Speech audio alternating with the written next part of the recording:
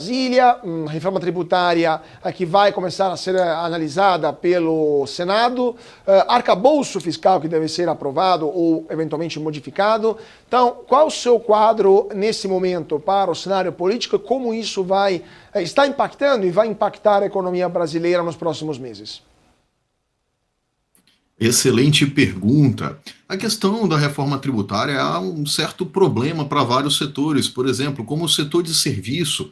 Vários locais, várias associações e vários sindicatos falando, por exemplo, que o setor de prestação de serviço vai ter aumento na taxação dos impostos. E nós sabemos que foi aprovado praticamente num tempo recorde, sem uma discussão dos setores na Câmara dos Deputados, antes do finalzinho ali da saída de recesso. Agora, no Senado, o peso dos estados, por exemplo, são iguais. No caso, por exemplo, do Espírito Santo, que tem 10 deputados federais, tem 3 senadores. No caso de São Paulo, tem 70 deputados federais com 3 senadores. Então, os pesos na discussão vão ser iguais. E aí, vários estados estão reclamando da perda da arrecadação com a reforma tributária.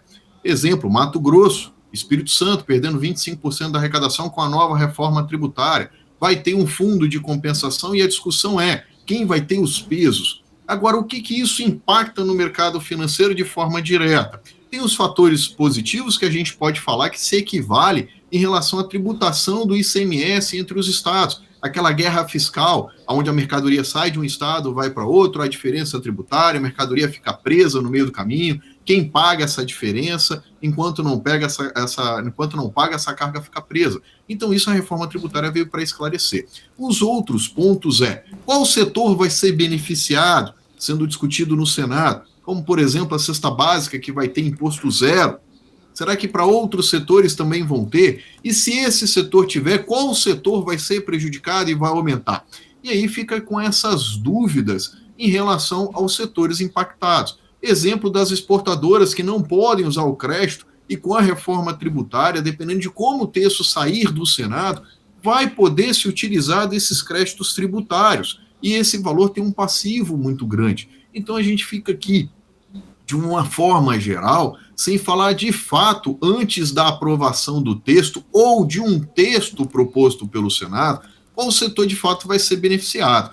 A gente viu que o arcabouço fiscal ele foi aprovado na Câmara, foi aprovado no Senado com modificações e esse texto voltou para a Câmara dos Deputados para ser discutido. Ele precisa ser aprovado para que o orçamento do próximo ano seja enviado para a Câmara para aprovação. Sem o arcabouço, como que o governo vai projetar o orçamento do ano subsequente? Ele precisa desse arcabouço para ter um pouco mais de maleabilidade e aumentar os seus gastos como ele tem feito. Então, ou seja, são 2 pontos principais que precisam ser aprovados, que vão impactar diretamente no orçamento.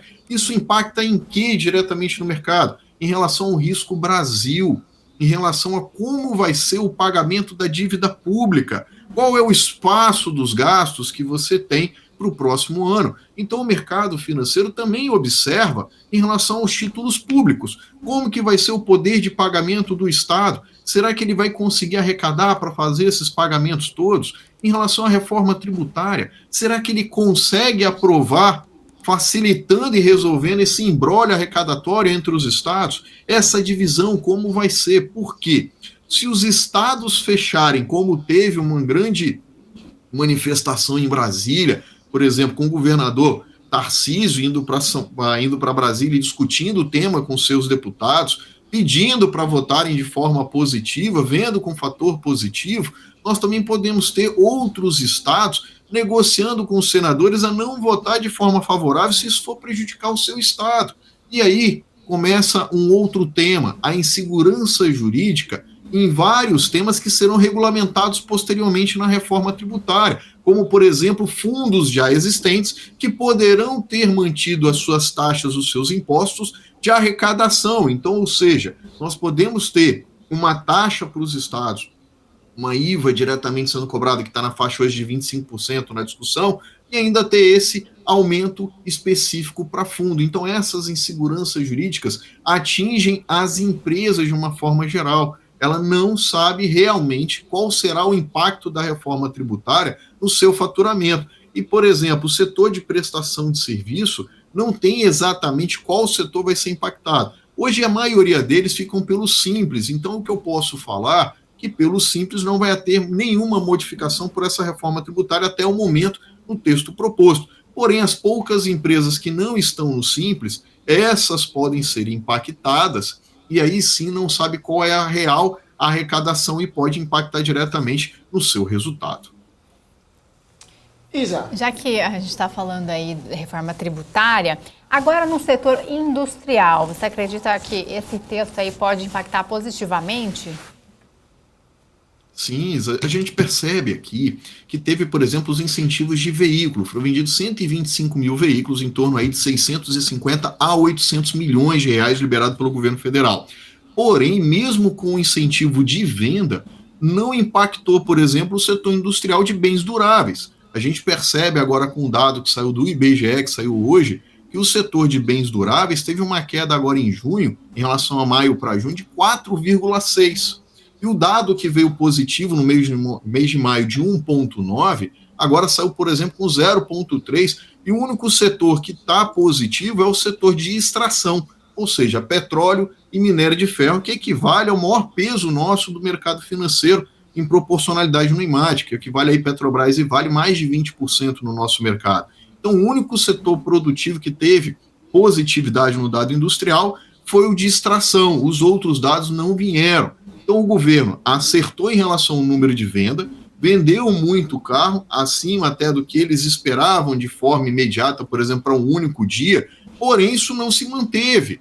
Ah, Anderson, por que teve muita venda no único dia? No final, quando estava para anunciar, as vendas de carro foram praticamente suspensas de carro zero, os brasileiros esperavam, mas como foi falado na própria matéria um pouco mais cedo, que não atingiu toda a população. Apenas uma faixa, a qual o governo se diz que beneficia diretamente, como ele fala, o pessoal que recebe o Bolsa Família de R$600, esse mesmo não foi beneficiado para o setor. E aí o outro ponto, que quase ninguém comenta, é que se aumentou o preço do diesel de forma antecipada para setembro. E isso sim vai impactar no preço da cesta básica, isso vai impactar diretamente no preço da inflação, agora vindo para os dados para setembro, quando volta a essa majoração do PIS e COFINS sobre o diesel, em torno de 14 centavos, isso vai sobre o frete, impacta diretamente na cesta básica, que impacta a classe C, D e E de forma direta, que não foi essa que usou o benefício, por exemplo, para a compra dos veículos zeros. Para caminhão e ônibus, tiveram que fazer modificações na portaria para poder utilizar, e ainda assim está em vigência e não foi atingido o seu valor inteiro. Então, de forma direta, o setor produtivo de bens duráveis, ele não foi atingido com essa forma do mercado, do governo federal de incentivo. Então, isso me preocupa um pouco. E aí tem uma outra ponta, que a BMC vem falando muito bem, com o Marcos Saravalho aqui no jornal anterior falando, sobre a taxa de juros. A taxa de juros impacta diretamente o setor industrial. Se não cortarem a taxa de juros, impacta diretamente na rentabilidade. O crédito do setor industrial é CDI mais 2, mais 3, mais 4%. Então, quem tomou a CDI 2, 3, 4% lá atrás, agora está pagando com mais 3 ou 4 para cima. Então, 13,75 mais 3%, a pessoa está pagando quase 17% de taxa de juros ao ano.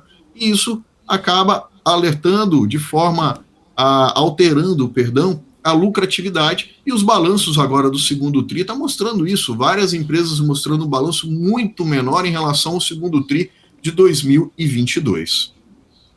Pois é, agora, falando um pouquinho da situação política lá em Brasília, hoje temos você como convidado aqui no Closing, nesse momento temos uma CPI acontecendo lá em Brasília com o general G. Dias, né, que vai depor na CPI, estou vendo aqui a CPI ao vivo dos atos, né, dos acontecimentos do dia 8 de janeiro.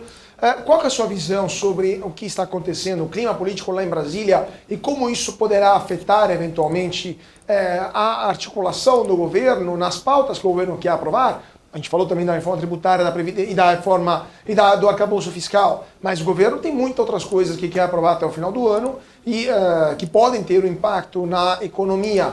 Qual que é a sua visão? Esse clima se esquentando lá em Brasília pode acabar afetando o andamento das escolhas econômicas, da política econômica do governo? Perfeita a pergunta. A questão da CPI do dia 8 de janeiro, ela é uma CPI, na verdade, que ela não tem uma complexidade gigantesca para o governo. Por qual motivo? O governo conseguiu colocar muitos membros e aliados dentro dessa CPI. Esses membros vão tentar vetar qualquer coisa que for resvalar sobre o governo. Eu me preocuparia muito mais com a questão da CPI do MST, que o governo não tem a mesma quantidade de membros que defenderiam eles. Inclusive, o MST se reuniu hoje em Brasília para tratar sobre alguns temas. Eles estão ao vivo, e falando, por exemplo, com a CPI do MST. Perdão. Não, está ao vivo. Eles estão ao vivo, inclusive, vou tentar colocar aqui para a gente ver algumas imagens da CPI do MST. Sim, eles estão com um problema muito grande na CPI do MST, porque tem mais membros de oposição e o governo vai acabar, se ele tem um problema para resolver, dentro da CPI do MST. Agora, do 8 de janeiro, o governo vai tentar botar panos quentes, mesmo que ele possa ter culpa, como a gente está fazendo aqui, suposições para o mercado financeiro. Se ele tiver culpa, os próprios membros vão tentar botar panos quentes para diminuir esse atrito. Agora, um ponto para se observar ao longo desta semana e na próxima, o arcabouço fiscal deve ser votado até a próxima quinta, de acordo com Arthur Lira. Esse é um ponto positivo para o governo. E na próxima semana, as negociações de ministérios, por exemplo, onde já tem 2 nomes, que é o de 2 deputados, para assumirem, inclusive a Caixa Econômica está nessa negociação também.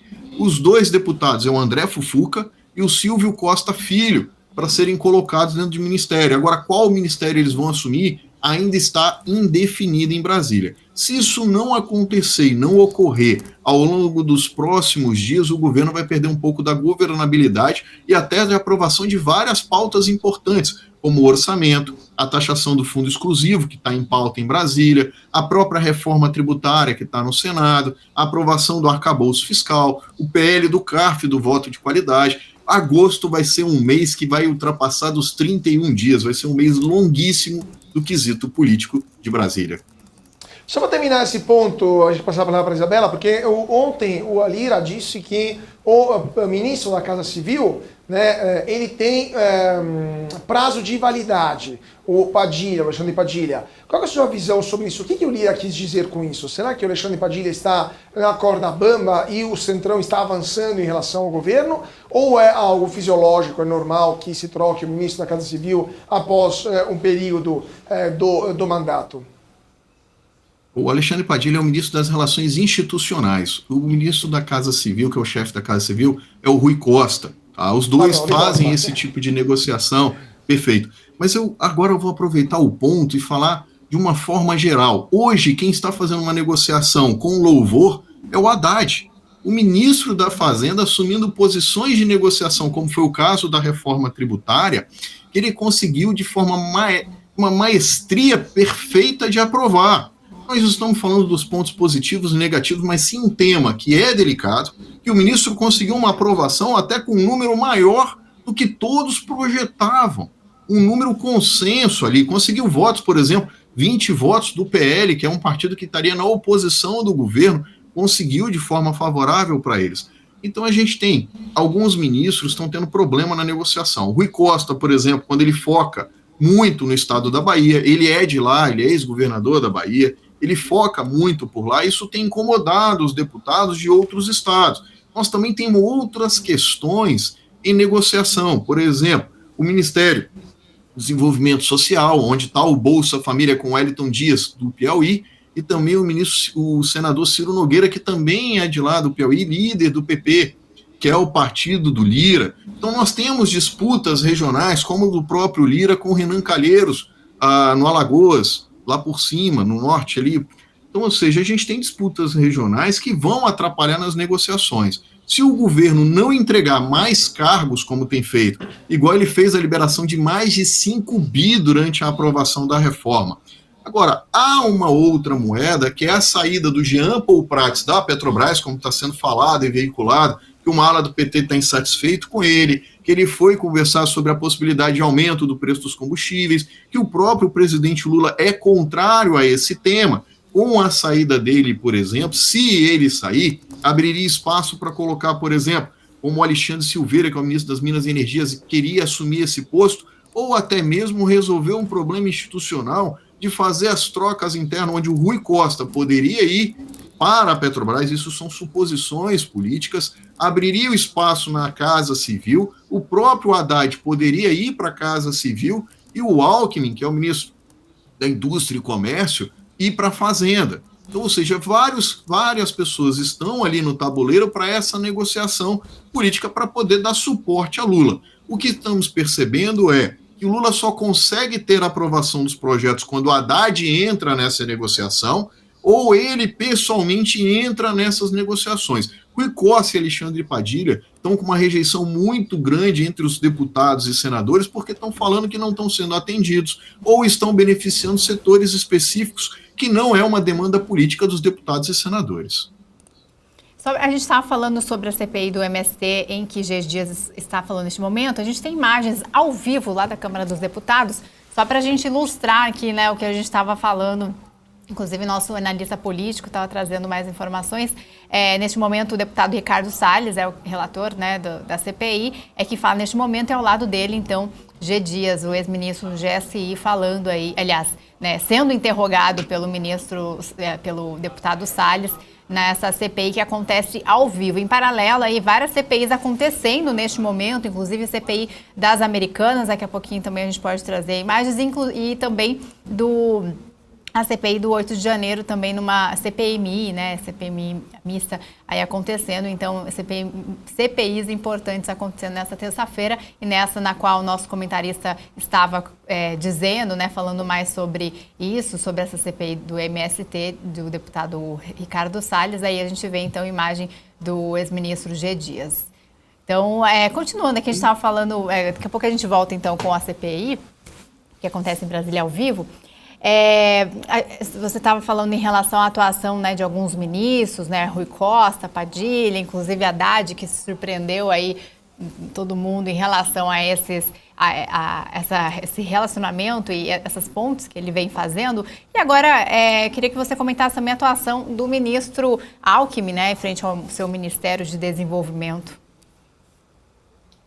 Ele tem feito um belíssimo trabalho em vários pontos e navegando ali até mais surpreendente do que um vice poderia fazer. É um ministério de grande importância. Eu acho que o áudio está Tá cortando. Voltou? Não sei se está só para mim, mas eu acho que... Pode ir, Anderson, pode ir. Perfeito. A questão do Alckmin, ele tem se saído muito bem, porque um vice-presidente, geralmente, ele fica ali na tranquilidade, sem muito a fazer ali de mídia. O Alckmin tem visitado vários estados, tem feito inaugurações ali, liberado algumas questões voltadas para o setor da indústria, facilitou principalmente a indústria automobilística quando ele deu esse incentivo de forma direta. Ele tem se saído muito bem como ministro da Indústria e Comércio de forma direta. Então eu vejo com positividade a sua atuação no ministério. Fora outras demandas, por exemplo, do setor de exportação, do setor industrial de forma direta, do setor comercial, e ele também deve entrar nessa questão da reforma tributária, tentando fazer as negociações que não prejudiquem de forma direta, afinal de contas, a questão industrial é uma sensibilidade gigantesca para o seu ministério. Qualquer problema que der com o setor produtivo vai impactar, por exemplo, no PIB do país, vai impactar na geração de emprego. Então é um ministério que tem uma importância gigantesca para Lula e não tinha outra pessoa melhor classificada para ser colocado em dois quesitos, tanto no quesito político, que o Alckmin já foi governador por 4 mandatos, tem uma experiência gigantesca para tratar sobre isso, é uma pessoa muito bem aceita pelas associações e federações, então, ou seja, ele consegue andar em todas as regiões brasileiras. Então eu vejo aí com um ponto positivo para o Alckmin à frente do Ministério da Indústria e Comércio. Só sairia caso tivesse uma modificação do Ministério da Fazenda, que ele poderia estar cotado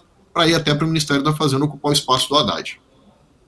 Último ponto que eu queria perguntar para você, Anderson, é sobre essa questão da Petrobras que você falou, porque eu estou vendo aqui as notícias que estão chegando nesse momento e aparentemente tem a informação de que o Lula teria pedido para o Jean Paul Prats segurar o preço da Petrobras até quando der, ou seja, a ordem muito clara para manter o preço baixo, não obstante o preço do petróleo, a cotação internacional esteja subindo. O que você acha disso? Podemos nos preparar para mais um problema sério na Petrobras? E será que vem um tarifaço logo mais? Nós podemos ver com reflexão o que já aconteceu no passado quando fizeram essa modificação da Petrobras em relação à política de combustível. É só reviver o passado, 2015 e 2016, quando tentou se fazer isso, o que aconteceu com a Petrobras. A gente já sabe do passado em relação à cotação da Petrobras. A Petrobras tem feito uma importação massiva de combustível para conseguir dar suporte à questão brasileira, ela não consegue produzir o que necessita do consumo, e ela, na verdade, está deixando a sua lucratividade, e o Jean Paul Prats foi hoje alertar, as informações que eu tenho, que ele foi alertar o presidente Lula falando o seguinte, olha, a partir de agora, pode impactar a saúde financeira da empresa.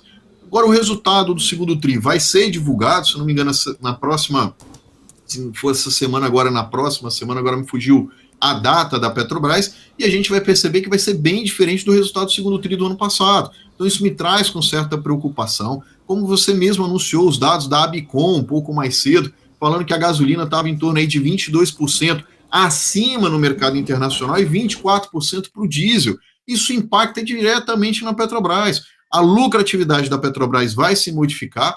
E um outro ponto, que ela anunciou a modificação na política dela de pagamento de dividendo. O mercado esperava 40%, jogou para 45%, mas ela trouxe, por exemplo, para mim, uma jabuticabazinha plantada ali no meio, que é em relação à recompra das ações. Como seriam essas recompras que ela não trouxe esses dados e informação? E nessa recompra de ações, se ela pegar essas ações em tesouraria e simplesmente der baixa nessas ações, o governo vai aumentar o seu percentual de ações sobre a estatal. Então, ou seja, vai ficar maior do que ele já está. Dependendo do que for, até precisaria modificar o número de assentos no conselho de administração. Então, isso para mim também traz certas preocupações de forma direta com a estatal, porque, querendo ou não, ela tem que ser tratada como uma empresa privada, ela não é uma empresa social. O governo tem outros fatores sociais, como segurança, saúde, educação. Agora, a estatal em si, como é que ficam os seus acionistas que não é o do governo de forma direta? Esses acionistas que compram, veem a questão da valorização da empresa, da política de dividendo e de gestão, principalmente de gestão da empresa. A empresa não faz de forma, ela não tem um quesito social como o governo prega que ela deveria ter. Então ela gera impacto diretamente aos acionistas, principalmente no dividendo. Eu estou esperando a divulgação do segundo TRI da Petrobras de forma ansiosa para poder avaliar como que essas definições da política de preço internacional que ela deixou de ter e como esse aumento do preço de combustível, que saiu da faixa de $70 para quase $85 do Brent, está impactando a companhia. Isso, acredito que no balanço a gente vai ter uma ideia de quanto isso pode ser prejudicial para a estatal. Da intervenção do governo na Petrobras, o governo também está sinalizando que quer mudar o comando de outra empresa que já foi estatal, mas agora não é mais, a Vale. Você acha que isso vai ser possível? A ideia é emplacar o Guido Mantega na Vale. Você acha que isso vai ser possível mesmo, o governo tendo apenas 8% através da Prev do capital da Vale? Sim, da Vale. A gente tem que fazer um comparativo lá atrás, quando o BNDES tinha ações da Vale. Então o governo tinha um peso maior na definição de assentos ali no conselho e até mesmo da presidência. Agora a gente também tem que falar quanto foi, por exemplo, que o presidente da Vale, o CEO da Vale, recebeu no ano passado. Foi em torno aí de mais de 50, 60 milhões de reais ali, como prêmio, bônus e tudo. Vai colocar o Guido Mantega para lá, que não tem o perfil para a empresa. Neste momento, eu não vejo chance do governo conseguir a aprovação de outros acionistas que têm assento no Conselho de Administração. O momento não é o mesmo do passado, quando o BNDES também detinha ações da Vale. O momento é completamente diferente. O Guido Mantega, por exemplo, fez modificações dentro da Previ que prejudicaram a Previ, e a própria Previ pode rejeitar, por exemplo, usar ela para poder indicar o seu nome. Então, hoje, eu vejo, neste momento, 1º de agosto, eu não vejo chance do governo conseguir emplacar o seu nome na Vale com essa situação atual que a gente tem, com apenas 8% aí de ações. Ainda, né, sobre esse assunto, inclusive, o que está dando calor aí para o mercado, né, Petrobras muitos investidores, muitos analistas, inclusive, dizendo aí de trocar Petrobras por Vale, né? Não seria tão óbvio assim, né? Nesse dia aí em que as ações da Petrobras estão bastante em queda. Como é que você vê o futuro mais politicamente, né, dessas interferências, né? A gente sabe que tem a Vale, no caso, né, tem a Golden Share ali, não é a mesma situação da Petrobras, porém tem uma situação parecida até na Eletrobras, né? O governo também tenta fazer alguma certa interferência. Como é que o mercado pode enxergar? Como é que essas empresas podem ficarem vistas aos olhos do mercado com essas possíveis interferências? Nós temos que avaliar, por exemplo, quais seriam os futuros nomes que assumiria, por exemplo, uma estatal, a Petrobras. Hoje o Jean Paul Prats, ele é um ex-senador, nós temos a lei das estatais que está suspensa ali, que permitiu ele a entrar, que teria o período de vacância que ele não poderia ocupar em relação a como ele saiu do Senado, mas essa lei está em discussão e está suspensa neste momento, este ponto, e ele assumiu. Mas o Jean Paul Prats, quando você analisa o currículo, ele tem uma experiência no setor de petróleo e gás gigantesca. Por mais que seja um nome político, foi um nome muito bem aceito no começo do ano, quando foi. Vamos supor que ele saia e se coloca uma outra pessoa indicada, por exemplo, como Guido Mantega, como Rui Costa, que talvez não tenha a mesma experiência, a sensibilidade ao setor. Ela vai sentir na pele, a gente pode simplesmente abrir um dia, Petrobras abrir com 10, 15% de queda. O investidor, se ele quer ficar em Petrobras por causa do dividend yield, que vai dar em torno aí de 14%, que os analistas estão falando, ele tem que ter ciência da volatilidade que o papel pode ter. E essa volatilidade, será que o investidor, ele topa participar com uma chance de ganho maior, com um Brent da forma que está subindo, e a Petrobras não repassando esses valores de aumento, que vai impactar no dividendo? Será que vale o risco-retorno em relação à Vale? Mas aí a gente tem que avaliar a questão de Vale. A Vale tem um problema gigantesco que chama-se China. Se China não melhorar os dados que têm saído por lá, como os dados de PMI, só colocando ali que a China não está no mesmo aquecimento, mostrando que a geração de emprego não é a mesma na China, mostrando que o preço do minério não consegue ter uma subida fenomenal quando chegou a $220 ali a cotação para a Vale, que Vale tinha um custo aí de $60 na produção dela, na época.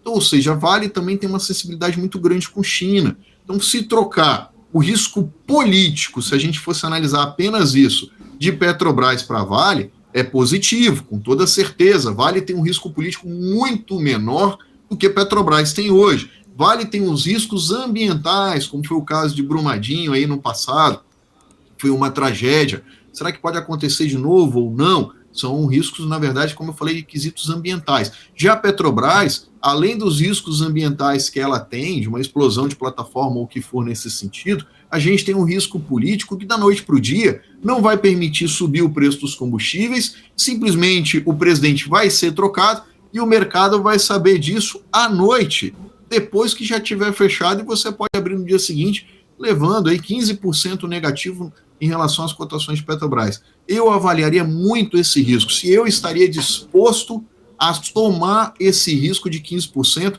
e qual a chance de Petrobras continuar pagando esse dividend yield, qual a chance de Petrobras continuar pagando esse dividendo, e se continuar essa política de preço não seguindo a internacional, e o petróleo com uma tendência de alta, como é que ficaria o meu investimento? Será que o meu risco-retorno valeria a pena? Eu, se fosse investidor, estaria refletindo nesse sentido. Perfeito. Então, vamos para um rápido intervalo, mas antes disso, eu queria agradecer muitíssimo o Anderson Nunes, analista político, por ter estado conosco hoje aqui no Closing da BMC. Muito obrigado, Anderson. Eu que agradeço, estou sempre à disposição, Carlos e Isabela, aqui da BMC. Forte abraço. Muito obrigado, um abraço. Vamos para um rapidíssimo intervalo, gente, 2 minutos.